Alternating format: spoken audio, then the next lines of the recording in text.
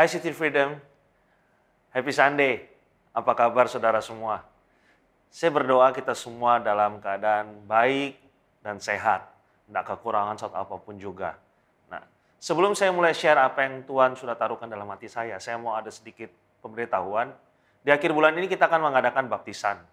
Nah, buat saudara yang belum dibaptis dan rindu untuk dibaptis, saudara bisa klik link di bawah ini atau bisa DM di akun Instagram dan Facebook kami. Nanti saudara akan dilayani di sana. Nah, sekarang mari buka bersama saya di Lukas 10 ayat 30 sampai dengan 35. Jawab Yesus, adalah seorang yang turun dari Yerusalem ke Yeriko. Ia jatuh ke tangan penyamun-penyamun yang bukan saja merampoknya habis-habisan, tapi yang juga memukulnya dan yang sesudah itu pergi meninggalkannya setengah mati. Kebetulan ada seorang imam turun melalui jalan itu. Ia melihat orang itu, tapi ia melewatinya dari seberang jalan. Demikian juga seorang Lewi datang ke tempat itu. Ketika ia melihat orang itu, ia melewatinya dari seberang jalan. Lalu datang seorang Samaria yang sedang dalam perjalanan ke tempat itu. Dan ketika ia melihat orang itu, tergeraklah hatinya oleh belas kasihan.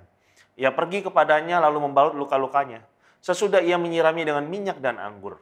Kemudian ia menaikkan orang itu ke atas keledai tunggangannya sendiri, lalu membawanya ke tempat penginapan dan merawatnya.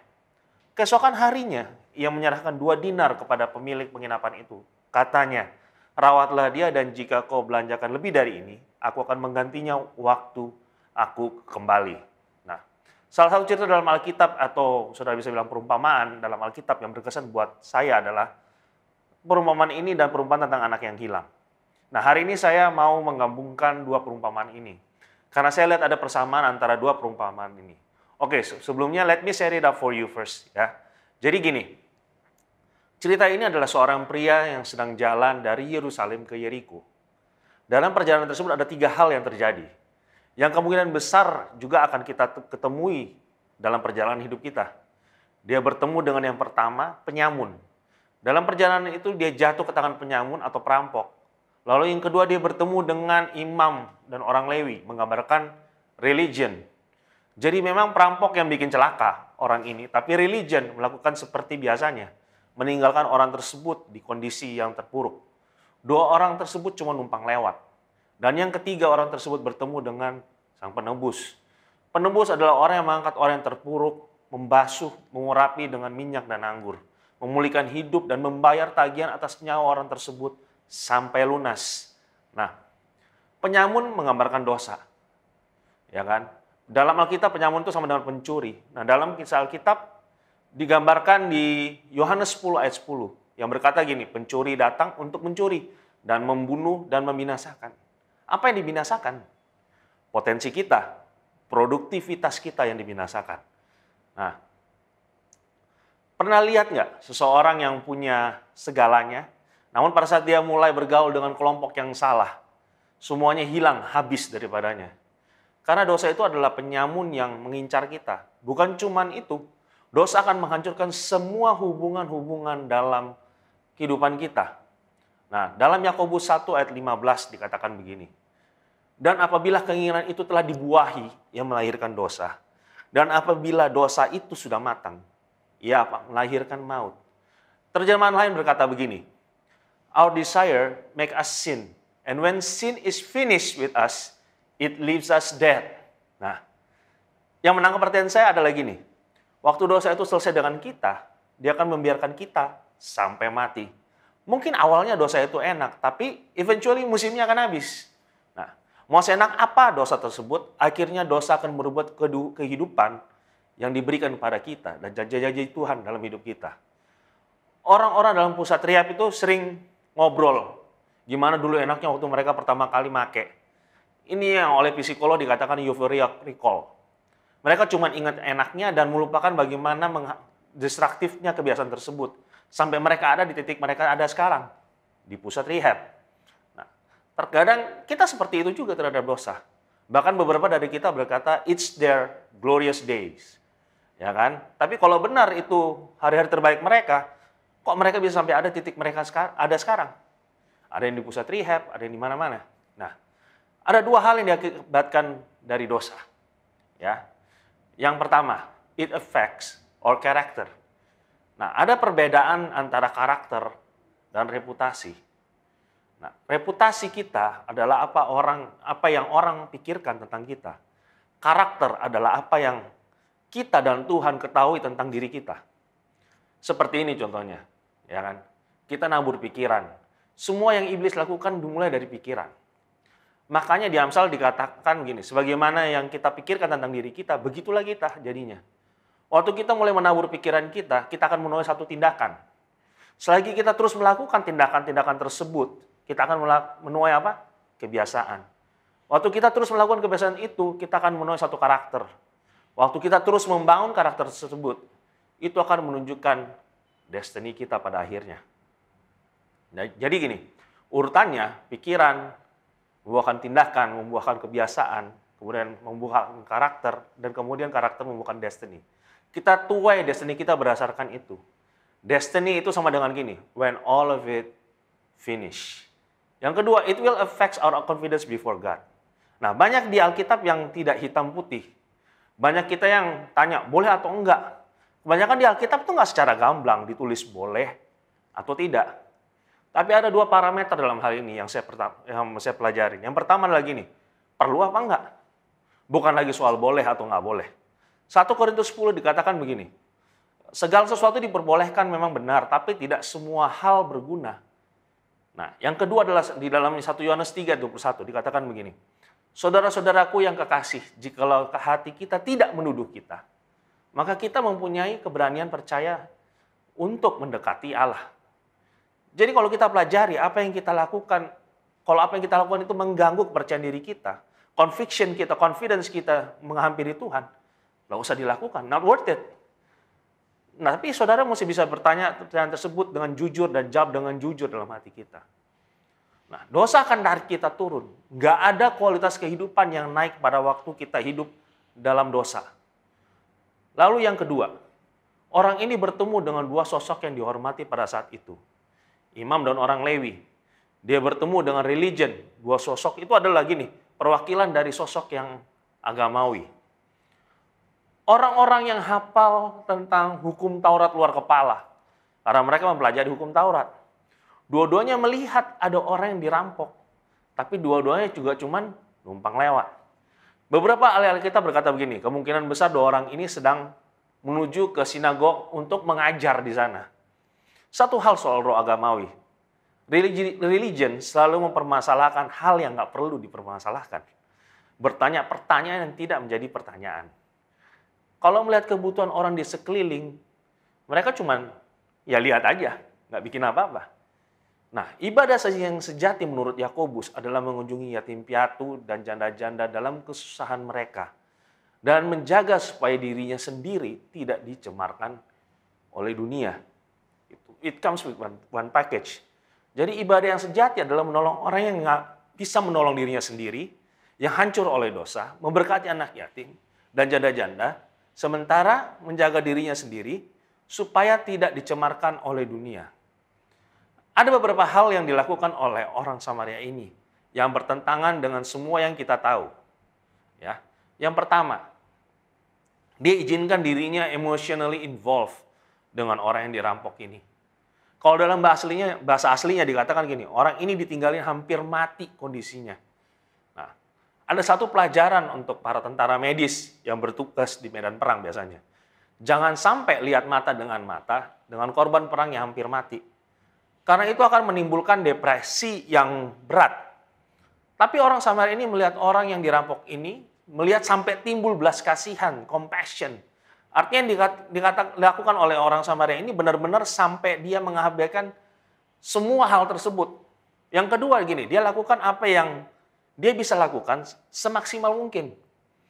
Kita tahu bahwa orang itu nggak bisa sembarangan, tapi orang Samaria ini bukan dokter, tapi dia memperhatikan suatu cara yang mungkin buat kita tuh nggak masuk akal. Dia tuangin minyak dan anggur pada orang ini. Nah sekarang ini, tahu dari mana orang tersebut tidak ada alergi? Atau tahu dari mana yang dia lakukan tidak memperburuk keadaan orang tersebut? Nah, yang saya tangkap dari orang Samaria ini, dia tidak cari alasan supaya dia tidak usah membantu orang tersebut. Dia mengabaikan semua alasan dan dia langsung memberikan pertolongan. Dia menjawab kebutuhan orang ini. Nah, apa kita dalam menolong orang lain lebih banyak cari alasan supaya tidak menolong? Nah, lalu dia pindahin orang tersebut. Kita semua tahu orang yang kecelakaan nggak boleh dipindahkan secara sembarangan. Tapi saya percaya gini, karena urgensi dan belas kasihan, lagi-lagi orang ini mengabaikan hal tersebut. Nah, dia angkat orang ini tanpa tahu mungkin ada yang patah tulangnya atau gimana. Tapi saya percaya gini, ini tindakan yang menggambarkan gini, you cannot always trust your hand. But I know we must always trust apa yang Tuhan sudah taruh di hati kita. Nah, iblis akan selalu memberikan kita segudang alasan untuk kita nggak menolong orang. Tapi orang Samaria ini melakukan hal yang bertolak belakang. Dia menolong orang ini sampai dengan membayar tagihan untuk orang ini. That what compassion will do. Dalam Yohanes 9 ayat 1 bercerita tentang orang yang buta dari dia lahir. Waktu orang buta ini datang sama Yesus, Alkitab mencatat pertama kali yang diungkit oleh murid-muridnya adalah masa lalunya. Ini menggambarkan gini, tentang agama. Ini sekarang saya bicara tentang agama nih. Bagaimana agama dengan gampangnya bisa mengabaikan kebutuhan seseorang untuk ditolong. Waktu dengan gampangnya kita dengan alasan membangun gereja itu, lalu ignore kebutuhan komunitas di sekitar kita. Yang Yesus melihat gini, dan dia mau mendengarkan orang buta ini. Tapi murid-muridnya tidak peduli dengan kesembuhan orang tersebut. Mereka malah bertanya, ini orang bisa begini gara-gara dosa siapa? Orang tuanya atau gimana? Atau genetika, atau dia melakukan ini pada dirinya sendiri, atau ini penghakiman Tuhan atas dirinya. Perhatikan, Yesus nggak pernah menanggapi pertanyaan murid-muridnya. He never got into discussion on why this man blind. Karena Yesus nggak pernah melihat masa lalu orang buta ini, untuk kemudian dia menentukan masa depan orang buta ini. Jesus never consult our past to determine our future. It doesn't matter. Selama orang buta ini datang pada dia, selama kita datang sama dia. Lalu Yesus melakukan hal yang gak lazim. Dia ambil tanah, lalu dia meludahinya. Lalu dia taruhkan di mata orang tersebut. Lalu dia menyuruh orang ini cuci mukanya di kolam Siloam. Kalau ini terjadi sama kita, pasti mungkin kita marah. Mungkin tersinggung. Sebenarnya kalau orang yang belum bertobat, mungkin bereaksi kayak begitu. Tapi perhatikan reaksi orang buta ini. Nah, ada satu komentar berkata gini, orang buta ini ada yang menemani untuk dia bisa sampai ke kolam Siloam untuk membasuh dirinya. Kita sering begini, mau muridin orang setengah-setengah. Kita bersikap gini, kita sudah bawa teman keluarga kita ke Tuhan, sudah didoakan, altar call, lalu kita berpikir kelar. Pemuritan itu lain. Pemuritan itu adalah proses bagaimana orang tersebut dari dikasih lumpur matanya, sampai ke kolam pembasuhan. Jarak antara Yesus ketemu dengan orang buta ini ke kolam sekitar 700 meter. There is no way blind man bisa sampai di sana sendirian dalam kondisi yang sangat ramai dan sangat nggak memungkinkan lah naik turun tangga. Yang saya mau bilang begini, kalau kita menolong orang jangan setengah-setengah. Jangan berpikir kasih sembako, kasih duit, atau apa, kasih materi, kelar. Do the heavy lifting. Otherwise kita nggak bisa melihat buah dari perbuatan baik kita. Pertanyaannya gini, kenapa Yesus pakai tanah? Tanah bicara soal manusia diciptakan dari debu tanah. Kita dibentuk, diciptakan dengan bahan dasar debu tanah. Lalu kenapa harus diludahi? Saudara gini, kemarin saya kena COVID. Caranya orang ngetes saya tuh selalu dengan swab itu pakai ludah. Nah, tes DNA juga yang paling efektif adalah dengan swab ludah. Itu yang paling ideal. Yesus sedang mentransferkan atau memasukkan DNA-nya ke dalam orang buta ini. Orang buta berbicara kita yang orang berdosa. Yesus bawa orang buta ini ke awal, from the beginning. Ya kan? Bersyukur gini, buat orang-orang yang nggak pernah menyerah untuk mau membawa orang-orang seperti orang buta ini datang pada Yesus. Selama orang ini mau berusaha mengikuti apa yang Tuhan katakan, selama orang ini mau berubah, kenapa nggak kita jalan di samping dia sampai ke kolam pembasuhannya mereka? Jangan tinggalin orang yang tengah jalan, dia nggak akan survive. saya yakin di tengah jalan mungkin dia sudah hapus itu lumpur. Memang kadang-kadang pembebasan itu instan. Tapi ada saatnya kelepasan itu suatu perjalanan iman sebelum kita dapatin apa yang jadi doa kita. Jangan nyerah di tengah perjalanan hanya karena mujizat atau jawaban doa kita itu belum dijawab. Walk through the mess if you have to, but do not stop. Kolam Siloam itu terletak di bawah bait Allah. Jadi untuk ke sana mesti turun ke bawah. Nah, saudara mesti tahu air berbicara firman Tuhan. Jadi artinya untuk saudara yang belum mendapatkan mujizat atau jawaban doa saudara, mungkin kita perlu dibasuh oleh firman Tuhan. Dengan cara baca firman Tuhan tiap hari. Renungkan firman Tuhan. Lakukan itu. Biarkan firman Tuhan itu mengubahkan kita. Mempersiapkan kita untuk terima apa yang kita doakan. Every problem you have, hit it with the word. Yang ketiga saya mau bicara tentang Redeemer. Orang Samaria. Alkitab mencatat orang Samaria itu datang ke orang yang dirampok ini dan menaruh belas kasihan. Orang yang dirampok ini berjalan dari Yerusalem ke Yeriko. Saudara mesti tahu bahwa Yerusalem adalah kota suci. Jadi ini tipe orang yang melayani aktif di gereja istilahnya. Mungkin volunteers, mungkin diaken, whatever. Apa yang dia lakukan? Berjalan ke Yeriko. Yeriko adalah kota yang dikutuk oleh Yosua. Dalam kata gini, orang ini sedang salah jalan dalam hidupnya. Dia mungkin ngambil keputusan untuk lari dari Tuhan atau panggilan Tuhan dengan berbagai macam pembenaran yang kelihatannya masuk akal. Tengah jalan, dosa hancurin dia. Dia telanjang, dia terluka, ditinggalkan, hampir mati. Nah, lalu Yesus lewat. Orang Samaria ini kan menggambarkan Yesus. Menaruh belas kasihan pada orang ini. Lalu menuangkan minyak dan anggur untuk orang ini.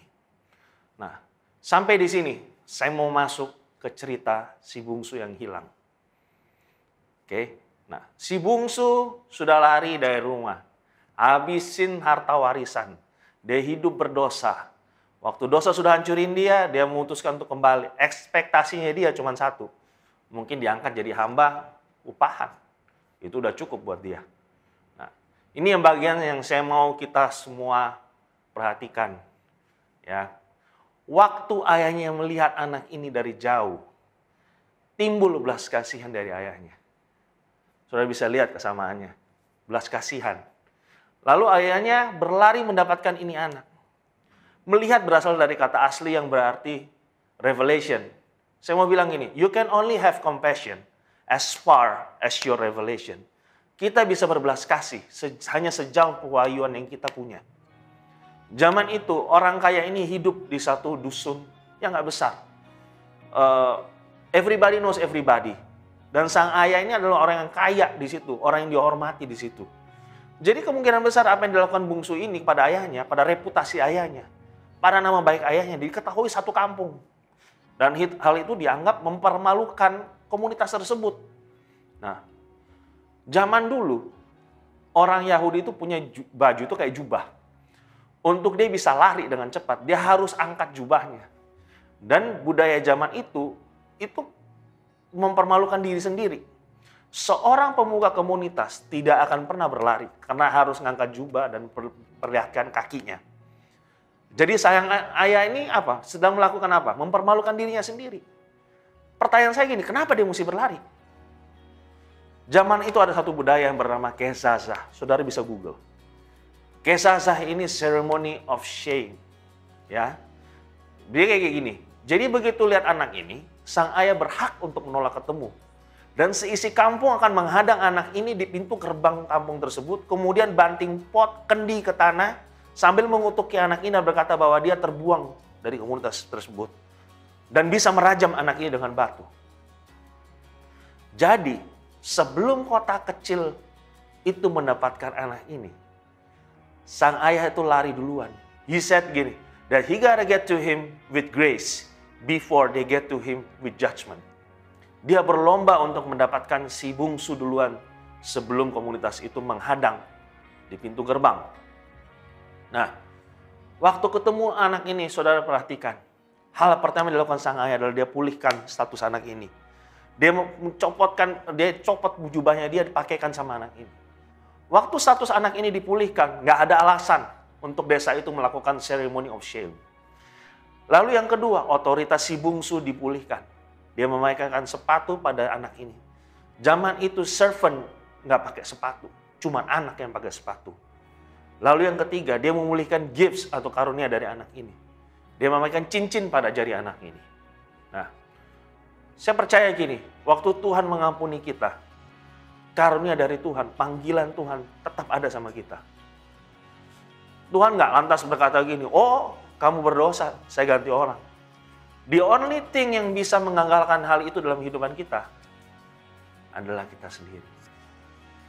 Karena gini, untuk jalan di jalannya Tuhan, panggilan Tuhan, perlu kerelaan kita. Makanya kasut itu disebut dengan kasut kerelaan. Mungkin di antara kita gini, ada yang masih belum bisa ngerti gimana Tuhan ngejar kita. Hanya untuk selamatin kita. Kita nggak ngerti artinya dipulihkan status kita, otoritas kita, dan karunia-karunia kita. Ada lebih dari 31 kali dari perjanjian baru dikatakan bahwa kita dalam Kristus. In Christ. That is more than enough every day in your life. Kita bangun dan berkata di cermin. Nggak peduli berapa kali kita gagal dalam hidup ini. Hari ini, today, I am in Christ. Tuhan lihat kita utuh dalam Dia. Satu hal lagi, Dia membunuh satu lembu yang gemuk.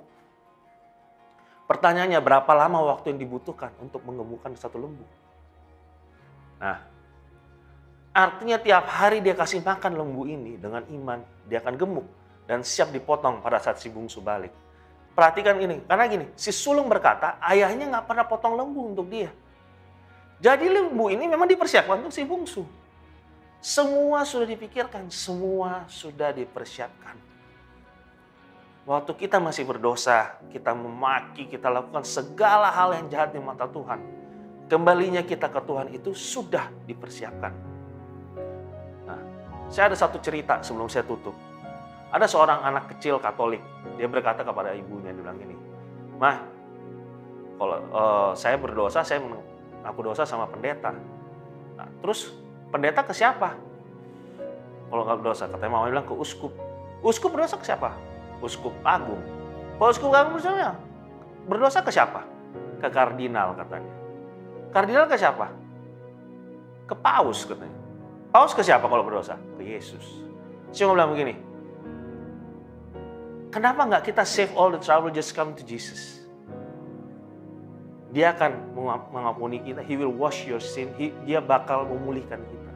Nah, hari ini jika saudara merasa dalam hati saudara rindu untuk terima Yesus sebagai Tuhan dan Juru Selamat saudara.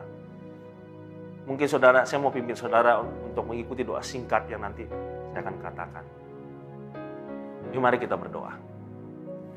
Tuhan Yesus, terima kasih hari ini saya ada. Saya tahu dan percaya hanya karena kasih karunia-Mu. Saya minta ampun atas segala dosa dan kesalahan yang saya sudah perbuat. Hari ini, aku mengambil keputusan untuk mengundang Engkau masuk dalam hidupku, masuk dalam hatiku sebagai Tuhan, Raja dan Juru Selamatku. Aku berjanji, aku mau ikut atas segala tuntunan-Mu mulai hari ini. Aku hidup hanya untuk Engkau. Terima kasih Tuhan sudah menebus dosaku. Dalam nama-Mu, aku berdoa, ucap syukur. Amin. Nah, sebelum kita mengakhiri ibadah online ini, saya rindu untuk berdoa untuk kita semua. Tuhan Yesus, terima kasih buat hari ini. Kami ada sebagaimana kami ada, sehat, tidak ada kekurangan satu apapun, terpelihara dengan baik. Kami percaya karena kasih karunia-Mu. Hanya karena Engkau saja Tuhan. Berdoa setiap orang yang menonton ibadah online ini yang lemah Kau kuatkan, berdoa yang sakit Kau sembuhkan. Berdoa Tuhan semuanya berjalan dengan baik selama mereka mengikuti menjalani hari-hari ke depan. Berdoa ada satu damai sejahtera sukacita Allah yang membungkus mereka. Terima kasih Tuhan, terima kasih atas berkat untuk kami semua. Dalam nama-Mu kami berdoa mengucap syukur. Amin. See you next week. God bless you.